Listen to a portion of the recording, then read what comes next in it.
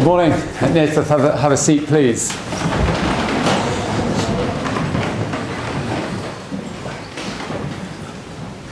So you're going to hear from your peers this morning. We have a couple of presentations lined up. One of them is about an opportunity to head to a country that is has been one of my favorite places to go to over the years. I was lucky enough that my dad got a job there for a year, and so we lived in Canberra, which is actually the capital city of Australia, but it's purpose-built as the capital city. Sydney is probably the city that's more popular or perhaps well-known outside of Australia. But we have 3 students who've returned from an experience over there, and they're going to share a little bit about that experience with you, maybe a few stories, a couple of images, and that sort of thing. I'll talk more afterwards, and it's really an opportunity for those of you in grade 9 who are considering a trip such as this next year. So I will pass over to Sadie, Kaylee, and Matthew. Please give them a warm welcome.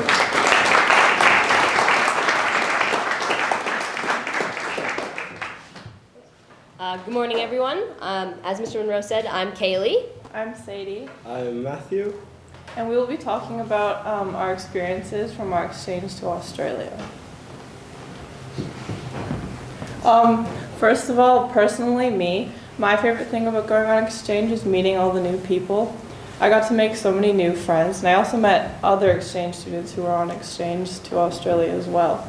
And I still talk to most of them now, and it was just really great meeting so many different people.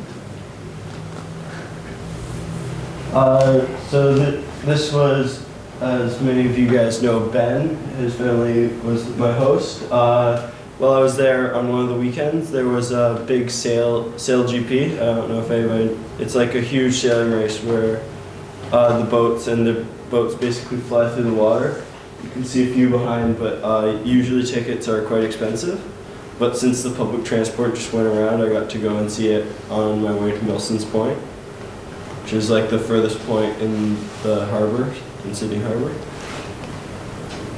And then I also got to see Aussie rules, so it's football and like rugby almost combined. There's throwing, kicking, a lot of tackling. People to catch the ball will sometimes like climb up on the other team's shoulders. And just it's quite entertaining, and it's very fast paced. The field, there's I think 11 refs on the field at one time, and they're just running up and down.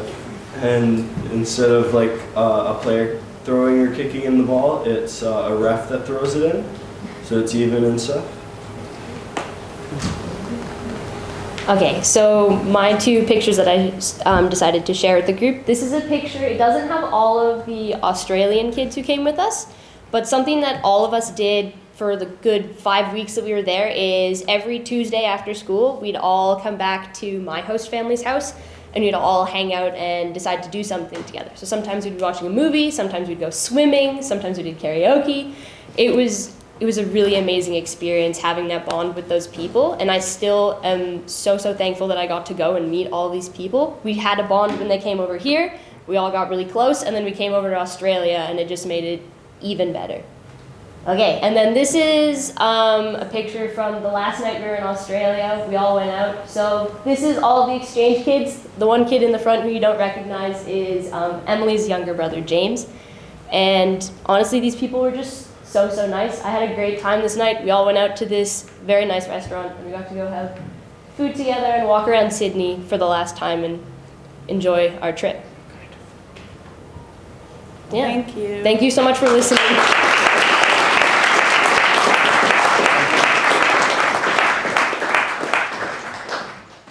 Well done, and thank you for that presentation. So hopefully some of those images and a few of those stories will inspire some of you in grade 9 to put in an application or even just come and have a conversation about that opportunity next year for you in grade 10. I think whenever you have that opportunity to fly, whether it's out of province or whether it's out of country as well, it begins to break down some of that barrier that I think we all have when we're younger of, well, that's such an adventure to take on, and I am potentially a bit fearful of traveling that distance away from my family if you've always spent that time at home. But the boarders in the chapel will know that. You spend a lot of time a long way from your families, and so it does develop that sense of independence. It does develop a confidence with travel, and as you build that confidence, you'll then potentially, that barrier, if it is one, will potentially be removed, and you'll have a greater number of possibilities potentially for you to consider later on in life. Once you sort of graduate and you move out into the world, you can look more globally at opportunities for yourself too. But I think you'll have, if you do apply, if you are selected, you just have an amazing trip over to Australia. Australians are, I'm sure you would agree, really fun-loving, positive people. They'll show you an incredible time. The country's stunning. I'm sure you do lots of fun trips. Whilst they do have a high proportion of the most deadly creatures on earth, you rarely see any of them, and it's not as if they'll be stalking you on your trip or anything like that. They quite happily stay out of your way. But the wildlife too is really an incredible part of that country. So next steps, if you're interested, if you're in grade 9 and you want to have a conversation, Dr. Nixon is at the moment taken on the student exchange portfolio, and Mr. Plater's supporting him with that, and we'll take that on next year as well. So the two of them in unison will be sending out information to the grade 9s about that next step.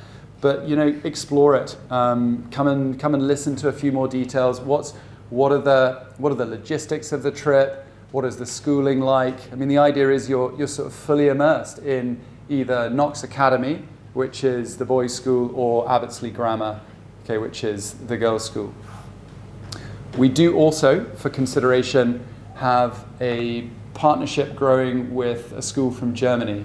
So some of you may know the GAP student Jakob, and his father is a principal at a school in Germany. And so he, Hamburg, I believe it is that right? Yeah. And so he got in touch with the school and said, look, would you be interested in an exchange?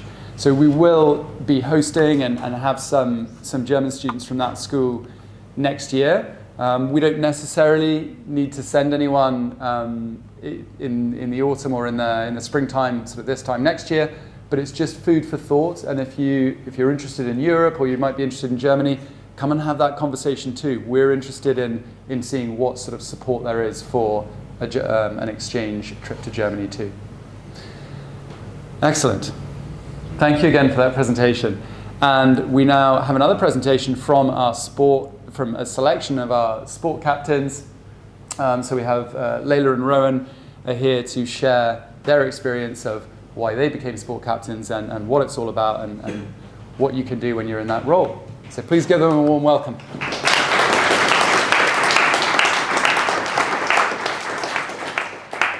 So, hi everyone, I'm Layla. I've been a sports captain here at QMS for 2 years. I'm Rowan.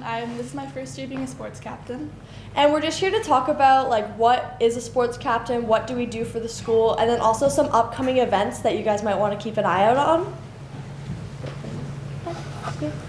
So why join the sports captains? So different people from the sports captains have given us some reasons why they joined. I joined because I wanted to be more involved in the sports community, help young athletes grow at QMS. If you're an athlete at QMS, you know how much people help you work towards your goals, and having an ability to give back to the community is really important. I love organizing and leading and supporting through my leadership pursuits. It adds stuff to your resume if you're able to give this an opportunity to be added to a bigger thing. So applying to be a prefect at the school or having another type of leadership position really helps you push towards that. And I just wanted to use my skills to help support and promote sports. So you have skills in photography, any kind of videographing, online kind of stuff really helps with our sports captains and being able to make a lot of posts and make these banquets happen.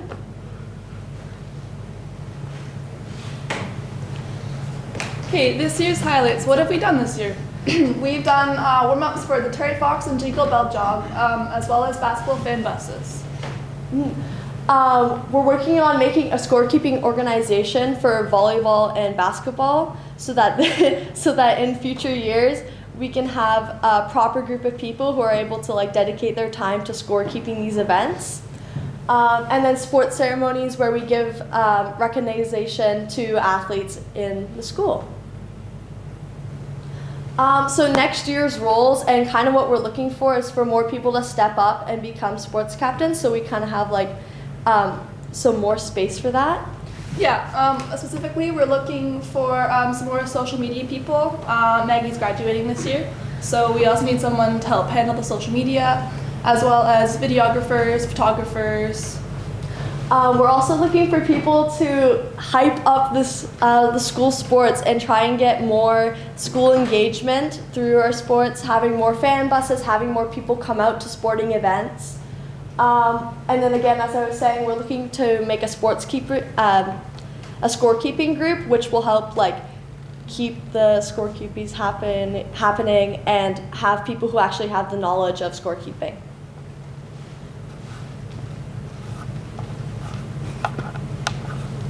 This week's event. So today we've got junior boys rugby game at John Barsby. We've got tomorrow we've got badminton at Dover Bay. Wednesday we've got Tomorrow is Wednesday. Tomorrow is Wednesday. We've got a school track meet tomorrow, and the girls rugby game have a game tomorrow at Campbell River as well. So, yeah. Thank you. Yeah, thank you.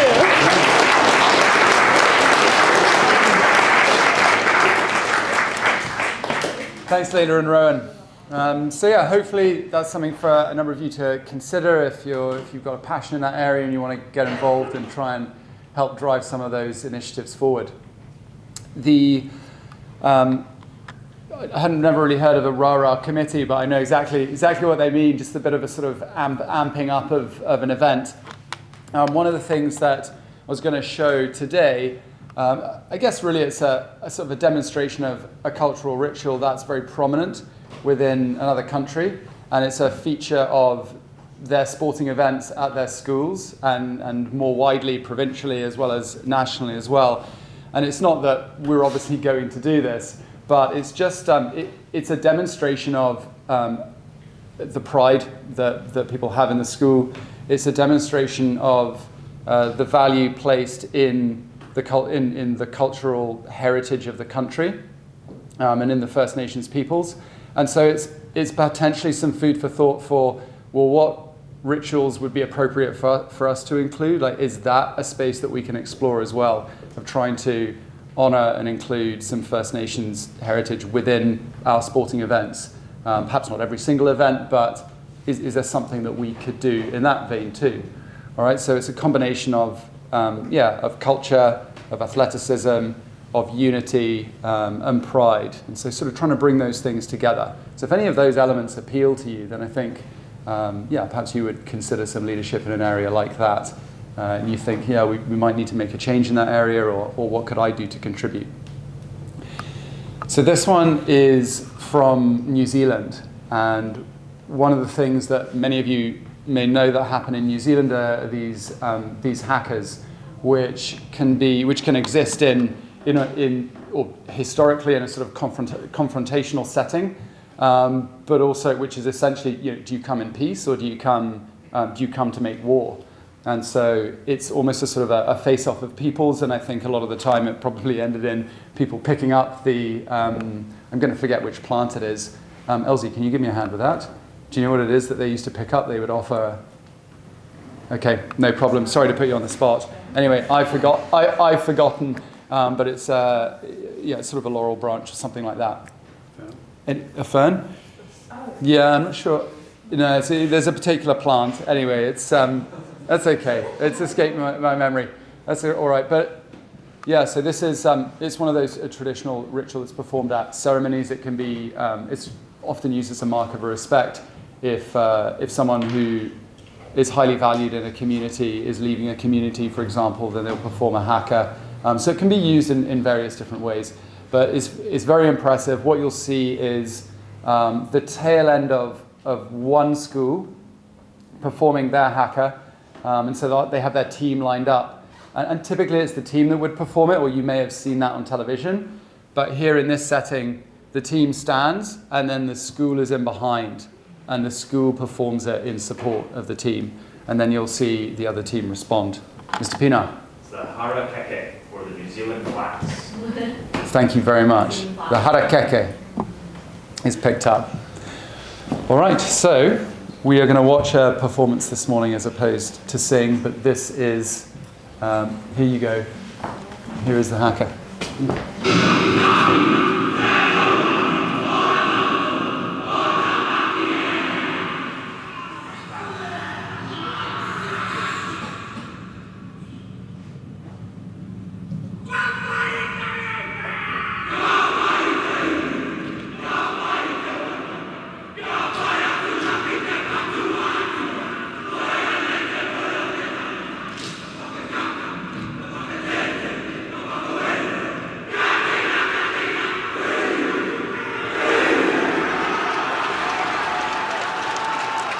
Celebration of rugby, and it's a celebration of culture. With these two great rivals, and now the home team will respond, King's College.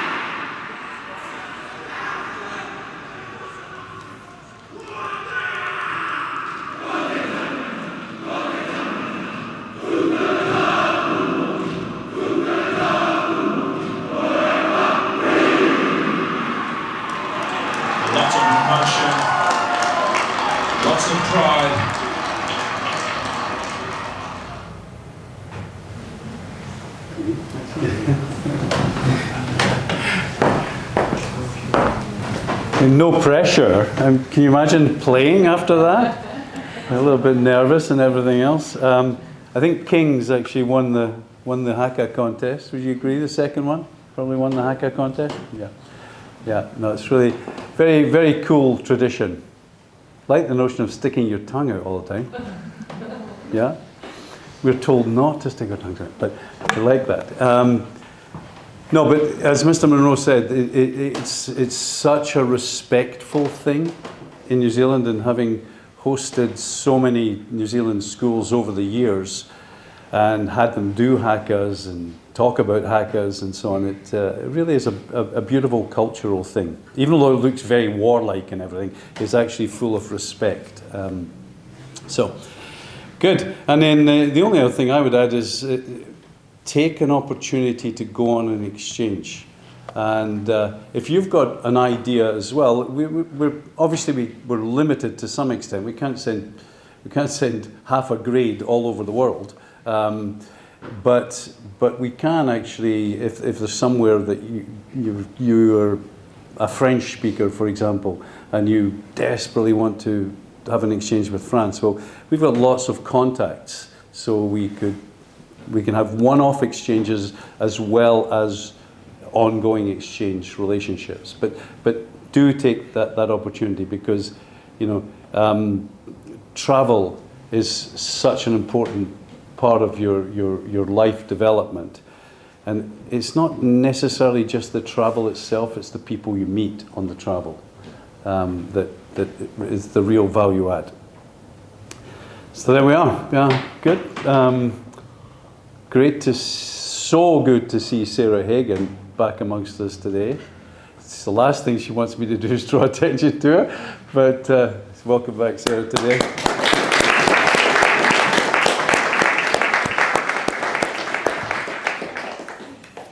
So this term is just going to get busier and busier, but it's also going to get more and more satisfying. And the sun is out. The temperature's not matching the sun yet, but it'll catch up. Have a great day, everyone. Thank you.